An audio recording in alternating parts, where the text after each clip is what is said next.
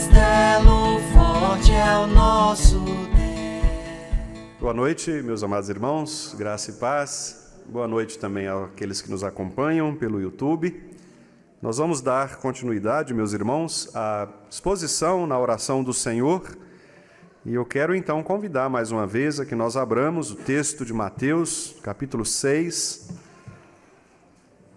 Nós vamos ler o versículo 10, a parte B, que é aquela que nós consideramos então a terceira petição da oração do Senhor.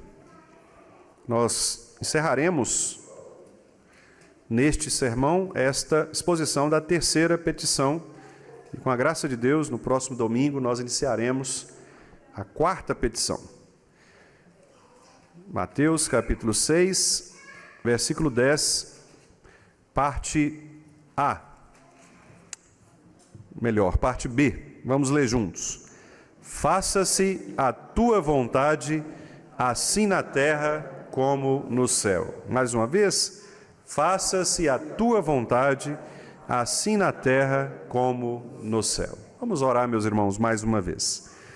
Querido Deus, nós te agradecemos, como já o fizemos nesta noite, pela tua palavra que fala aos nossos corações, que nos ensina, que nos orienta, que nos corrige, que dispõe o nosso coração para obedecer somente ao Senhor. Nós lemos aqui, ó Pai, vários textos inspirados pelo Espírito do Senhor que nos ensinaram o quanto nós devemos, de fato, guardar a tua palavra em nossos corações, para que não sejamos, ó Deus, alvos da ira do Senhor por desobediência à tua lei. Portanto, que o Senhor nos ajude a, mais uma vez, abrirmos nossos corações para entendermos a tua palavra e praticarmos a tua palavra. Que ela não seja, ó Deus, apenas uma informação a mais para o nosso conhecimento, mas, ó Deus, que ela possa ser para nós verdadeiramente lâmpada para os nossos pés e luz para o nosso caminho. Que o Senhor nos ajude, ó Deus, a nos portarmos com sobriedade, com reverência, santo temor, diante da voz do Senhor nesta noite. E que, de fato, ó Deus, aquilo que nós acabamos de cantar, expressando aqui a nossa gratidão, expressando a beleza da tua bondade, bem como reconhecendo que a tua vontade ela será cumprida em nós, em todas as circunstâncias de nossa vida, que assim então nós possamos agora abrir os olhos da fé para de fato contemplarmos esta maravilhosa palavra do Senhor, que nos ensina de fato a depositar a nossa confiança inteiramente nas promessas do Senhor que não falham, como Josué escreveu ao povo naquela época, dizendo que nenhuma das tuas promessas havia falhado, nenhuma só falhou. Por isso nós podemos confiar no Senhor, porque sabemos que tuas promessas, elas se cumprirão sempre em nossas vidas. E é por isso que nós então oramos, faça-se a tua vontade, Senhor, tanto na terra como no céu, porque nós cremos que a tua vontade, que é soberana, ela sempre será boa, perfeita e agradável. Que o Senhor nos ajude a compreender isto, e que ao orarmos assim, nós possamos também dispor os nossos corações para obedecer ao Senhor. É isto que nós te pedimos no nome de Jesus. Amém. Meus irmãos amados, eu gostaria de encerrar esta série de exposições nesta terceira petição, trazendo nesta noite uma abordagem acerca da nossa responsabilidade quanto crentes no mundo em que nós vivemos. Nós falamos na mensagem anterior acerca da necessidade de buscarmos a verdadeira fé, aquela fé que reconhece a soberana vontade de Deus, que muitas vezes nós não conhecemos porque ela é secreta, ela está guardada no próprio ser de Deus, e ela é revelada aos poucos, quer seja na palavra, quer seja nos atos da providência, mas nós vamos aos poucos entendendo como Deus quer que nós vivamos a nossa vida. Esta é a verdadeira fé que deposita no Senhor a sua esperança. E agora eu quero falar com os irmãos acerca da responsabilidade que eu e vocês temos de fazermos com que o reino de Deus neste mundo seja cada vez mais abrangente, cada vez mais influente, e as pessoas possam de fato entender que a boa, perfeita e agradável vontade do Senhor tem se cumprido tanto nas nossas vidas como filhos de Deus, como também na terra. É comum nós olharmos para as pessoas que duvidam do poder de Deus. É comum nós olharmos para aqueles que estão ao nosso redor que quase sempre, quando nós falamos alguma coisa a respeito de algum milagre que Deus tenha realizado, elas às vezes fazem algum tipo de vistas grossas ou mesmo ignoram, desconfiando assim do nosso Deus. Talvez elas até perguntem, como no Salmo 115, onde está o Deus de vocês? Onde está o Deus deles? Porque quase sempre, meus amados irmãos, nós não somos suficientemente claros com as pessoas. Em outras palavras, nós não damos o testemunho tão rico, claro, que nós poderíamos e deveríamos dar. É por isso, então, que eu quero encerrar esta série de mensagens nesta petição, mostrando aos irmãos que Deus quer que, ao orarmos esta oração, esta petição, nós dispomos os nossos corações para podermos fazer a vontade dEle. Ou melhor dizendo, para mostrar às pessoas que Deus está cumprindo a vontade dEle em nossas vidas. Então, os crentes devem viver de tal maneira que as pessoas ao redor possam compreender que Deus tem cumprido a vontade secreta dEle em nossas vidas. Nós não sabemos o que será de nós, nós não temos conhecimento dos detalhes de nossa vida. Como nós cantamos pela manhã, nós não vivemos pelas circunstâncias. Como nós lemos também naquela belíssima instrução de George Miller, nós não vivemos pelas probabilidades, nós vivemos pelas promessas de Deus, pela palavra de Deus. Se a palavra de Deus diz, nós cremos que ela é verdade, e nós caminhamos então não pela providência, mas caminhamos pelas promessas de Deus na sua palavra. Mas a grande questão é que nem sempre nós deixamos isto claro para o mundo. O que eu quero dizer é que nós vivemos, às vezes, uma vida de ausência de fé, de incredulidade, que talvez até mesmo influenciem as pessoas ao nosso redor a não crerem no verdadeiro Deus, ou mesmo a desconfiarem de que nós mesmos depositamos nossa esperança em Deus, porque naqueles momentos mais cruciais em que nós deveríamos dar testemunho da vontade solene de Deus, nós mesmos, por vezes, nos demonstramos incrédulos, nós nos demonstramos pessoas sem fé. Então, meus amados irmãos, ao orarmos, faça-se a tua vontade, assim na terra como no céu, nós também estamos pedindo ao Senhor que possa fazer com que nós possamos expandir, possamos evidenciar, possamos deixar clara qual é a vontade de Deus para o mundo. De que maneira nós crentes podemos então mostrar que esse Deus que governa todas as coisas é o Deus soberano que quer fazer com que a sua vontade se cumpra. E isso é tão interessante que o catecismo de Heidelberg, que é um catecismo também reformado, usado pelos nossos irmãos, especialmente holandeses, na sua pergunta 124, que é a pergunta que trata desta petição, os nossos irmãos responderam da seguinte maneira: qual é a terceira petição? Faça-se a tua vontade, assim na terra como no céu. E o que isto quer dizer?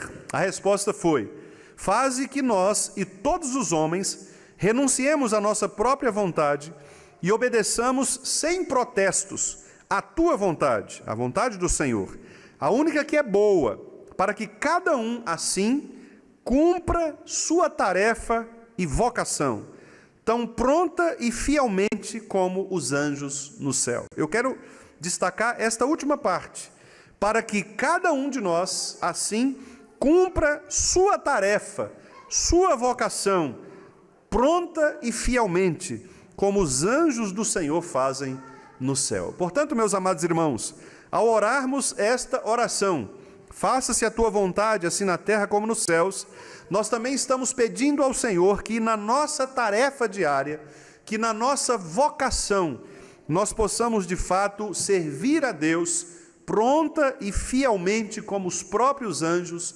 fazem.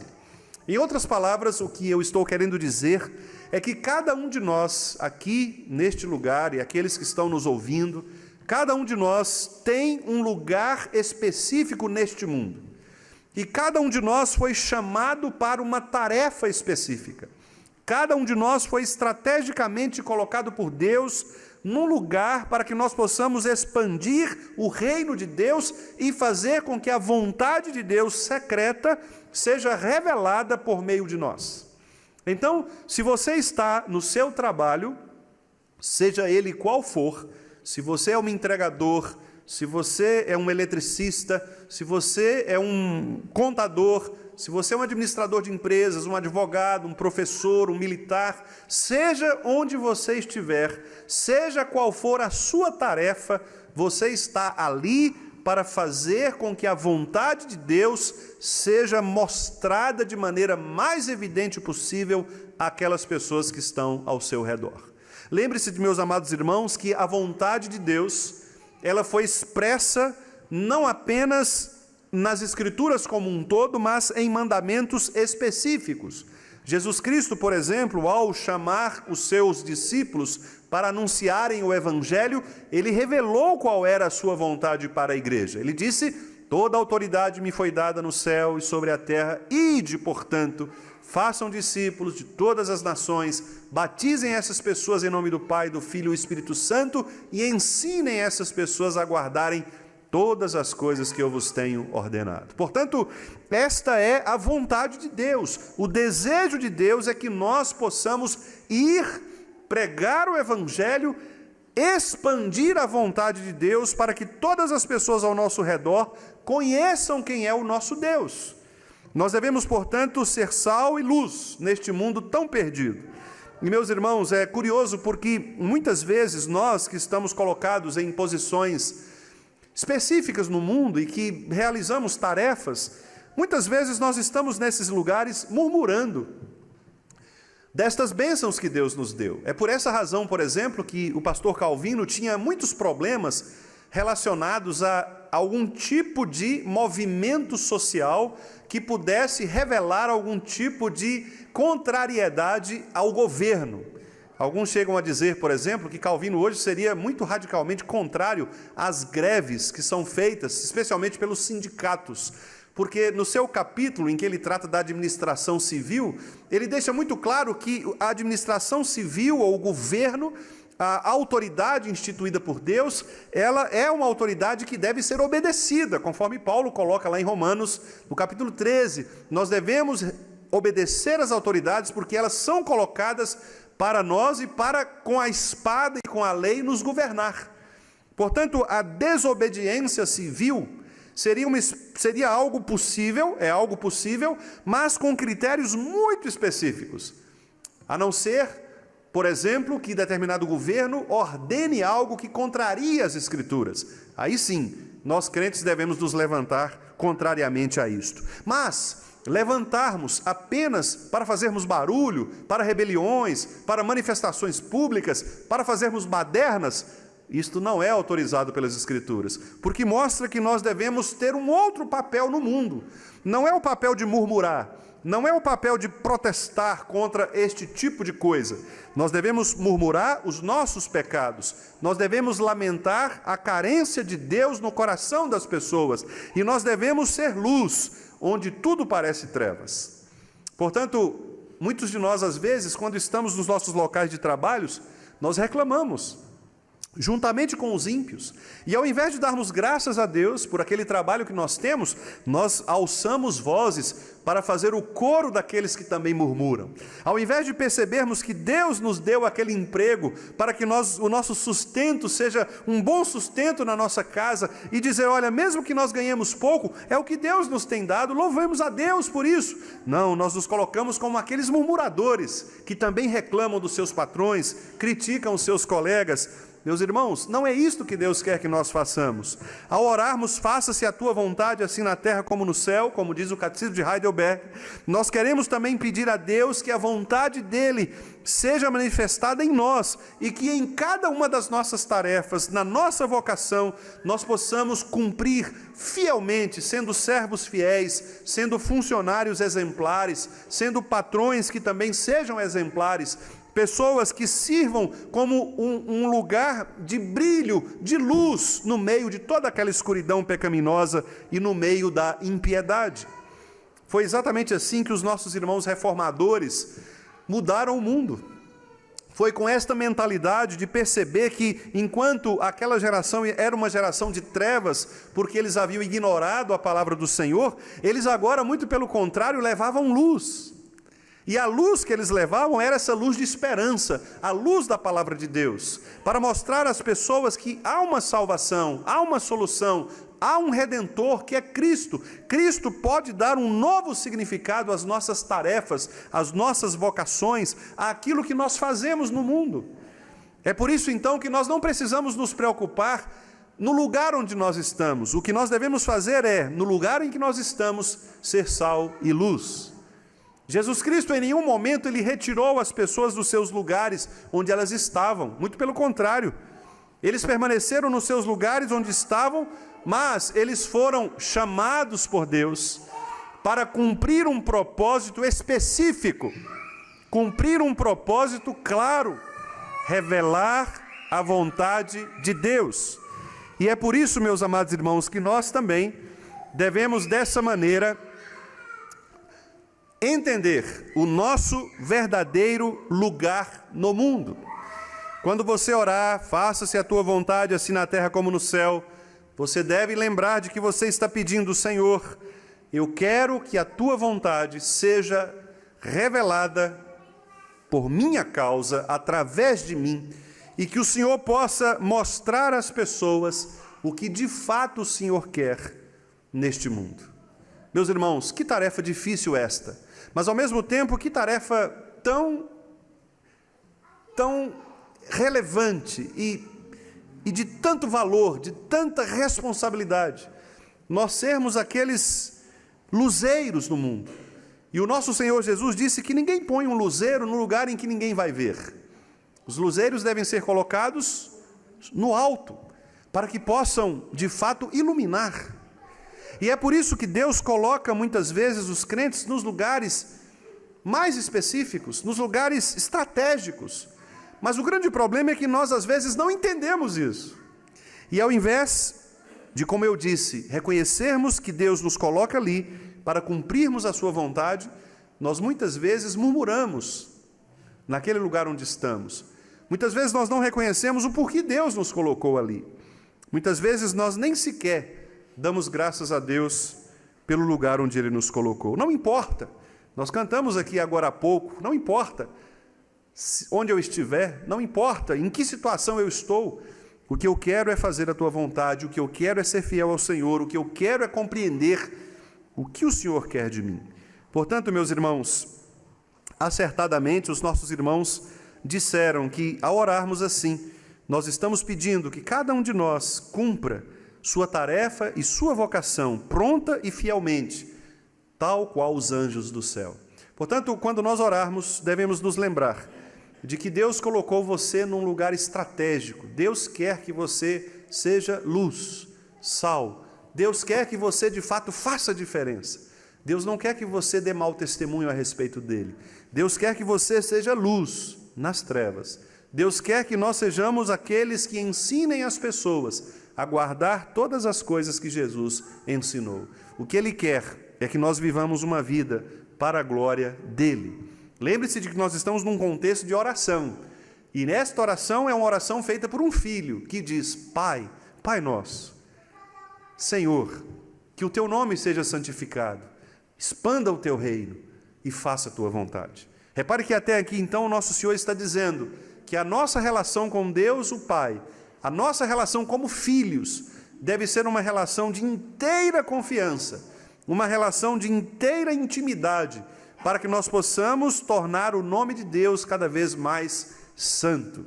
por nossa santificação, para que o reino de Deus se expanda cada vez mais e o reino de Satanás seja diminuído. E agora que a vontade de Deus secreta seja cada vez mais revelada por nosso intermédio, por nosso instrumento. Que coisa maravilhosa, meus irmãos. Pense nisso.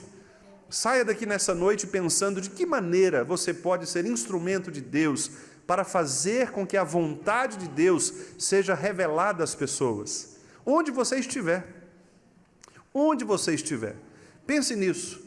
Ore ao Senhor dizendo: Senhor, dá-me oportunidade, dá-me privilégio para que eu possa fazer com que a tua vontade secreta seja revelada para essas pessoas com quem eu estou convivendo aqui agora, seja na escola, seja no meu trabalho, seja no ônibus, seja onde eu estiver, dentro do carro, fora do carro, comprando algo, que eu possa me colocar neste mundo com o desejo sincero de cumprir esta tarefa de revelar fielmente a vontade do Senhor às pessoas.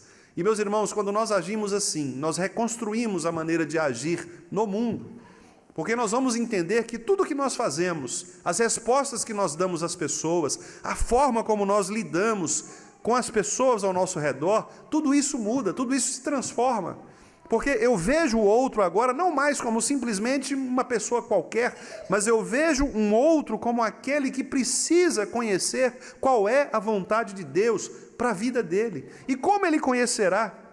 Usando inclusive o texto do profeta Isaías, como eles poderão compreender se não há quem pregue? Como eles crerão se nós não lhes levarmos a palavra? Talvez nós estejamos pensando: mas sempre Deus vai providenciar alguém, que esse alguém não seja eu. Lembre-se de que Isaías disse: eis-me aqui, Senhor, envia-me a mim. Eu não sei se por onde algum irmão passar, eu poderei passar. Eu não sei se outros irmãos passarão naquele lugar por onde eu passei. Não sei. Então, se eu estou ali, eu sou aquela pessoa responsável por fazer a vontade de Deus revelada. Não espere pelos outros. Não pense que alguém vai ir até a sua casa, alguém vai até a sua vizinhança. Eu vou chamar o pastor para evangelizar o fulano, o beltrano, para fazer uma visita. Não, você está ali. Você está sendo chamado para fazer esta tarefa. Você é quem deve cumprir esta vocação. Você é a pessoa que Deus colocou naquela hora, naquele lugar, para cumprir a vontade dEle. Ninguém pode fazer por você o que você deve fazer conforme Deus determinou que você faça. Cada um de nós fará a sua obra. Cada um de nós cumprirá o desejo do Senhor. Cada um de nós, meus irmãos, tem os nossos dias contados, determinados, para que cumpramos a obra do Senhor. E os irmãos vão se lembrar comigo de algo muito interessante nas Escrituras. Quando Deus criou o homem, lá no Éden, lá no início de tudo, Gênesis capítulo 1, os irmãos se lembram que a ordem que Deus deu ao homem foi uma ordem muito significativa. Ele disse: olha, vocês vão se juntar como família, homem e mulher, vão ter filhos e vocês vão cultivar, dominar, encher a terra. Esta é uma das ordens mais importantes do ser humano. Como nós vamos encher a terra? Além dos filhos, com a nossa cultura, com a nossa tarefa. Encher a terra significa mostrar que nós somos um povo diferente. Significa que nós fazemos a diferença. Que nós estamos neste lugar não de passagem, no sentido de que seremos pouco percebidos ou talvez nem sequer percebidos. Não, meus irmãos. Deus nos coloca nos devidos lugares, estrategicamente, para que cumpramos a vontade dEle. Eu não sei onde Deus quer nos colocar amanhã. Talvez amanhã você vá em algum supermercado, talvez você ficará em casa, você receberá um telefonema, uma mensagem de WhatsApp, talvez você vá a um hospital, talvez você vá ao seu trabalho, no ônibus, não sei. O que eu sei é, onde você estiver, Deus está dizendo para você cumprir esta nobre tarefa de fazer com que as pessoas conheçam a vontade dEle, pelo seu intermédio. Como você vai fazer isso? Significa que você tem que sempre pregar a palavra? Se levantar e dizer Jesus Cristo salva? Não necessariamente. Às vezes, na preocupação com o outro. Às vezes, numa palavra de consolo. às vezes num versículo que você cita alguém, às vezes até mesmo num olhar, num abraço, às vezes numa doação, na preocupação com alguém, não sei. Deus nos dá recursos, Deus nos dá entendimento, inteligência. Lembre-se de que Deus disse, Yahvé disse, olha, não se preocupe, Moisés, porque quando você chegar diante dele, eu vou colocar na sua boca o que você vai falar. É assim que Deus faz. Deus quer que nós estejamos prontos. Deus não quer que nós estejamos sofisticadamente preparados, porque nós nunca seremos perfeitos. Portanto, quando ele disse, enchem a terra, produzam, criem, ele está dizendo, olha, há uma parte da criação que está na mão de vocês. Nós continuamos, portanto, mostrando a vontade de Deus aos homens. A criação não acabou. Deus continua fazendo coisas novas. E por isso lá no Apocalipse diz que em Cristo as coisas novas estão sendo feitas. Deus está em Cristo fazendo novas todas as coisas. E é, meus amados irmãos, esta a beleza do cristianismo. Quando as pessoas estão cada vez mais desesperadas, mortas, quando as pessoas não têm mais respostas, nós apresentamos a elas a vontade de Deus. Elas não sabem mais onde buscar, não sabem o que fazer, mas nós sabemos que há uma vontade secreta de Deus que pode ser revelada aos corações. Quem vai fazer isso? Nós, cada um, na sua tarefa, na sua vocação. Portanto, não me importa onde você esteja, onde você estiver, diga, Senhor, cumpra a tua vontade na minha vida, para que eu possa mostrar às pessoas qual é a vontade do Senhor. Que Ele nos ajude, nos dê coragem, sabedoria e graça, para continuarmos este grande ministério de pregação da palavra e da vontade do Senhor. Que de fato nós possamos ir e indo, anunciar às pessoas o verdadeiro Evangelho de Cristo, ensinando-as a guardar todas as coisas que Jesus ordenou. Porque nós estamos fazendo isto não de acordo com os nossos métodos, mas pela autoridade de Jesus Cristo. Porque Ele disse, toda a autoridade me foi dada, no céu e na terra. Então, caminhem, progridam, continuem andando. Vocês serão bem-sucedidos se vocês se colocarem nos lugares certos, fazendo a tarefa certa, para que a vocação de vocês possa cumprir a vontade do Senhor. Portanto, meus irmãos, que todos nós, eu e vocês, possamos dispor o nosso coração, fiel e prontamente, para permitir que Deus cumpra a vontade dEle em nós, não apenas como aquelas pessoas que vivem mecanicamente como robôs, mas de fato, de coração e de verdade, sabendo que onde você estiver, você pode evidenciar ali a graça, o brilho da graça de Deus em Cristo Jesus. Que Ele nos abençoe, que Ele nos guarde, nos dê coragem e que nos dê especialmente lugares específicos, tarefas muito claras, para que a gente saiba que ali nós estamos mesmo realizando o que Deus quer que nós façamos. Sigamos o Mestre, cumpramos a tarefa que o Mestre nos deu. Que Deus nos abençoe.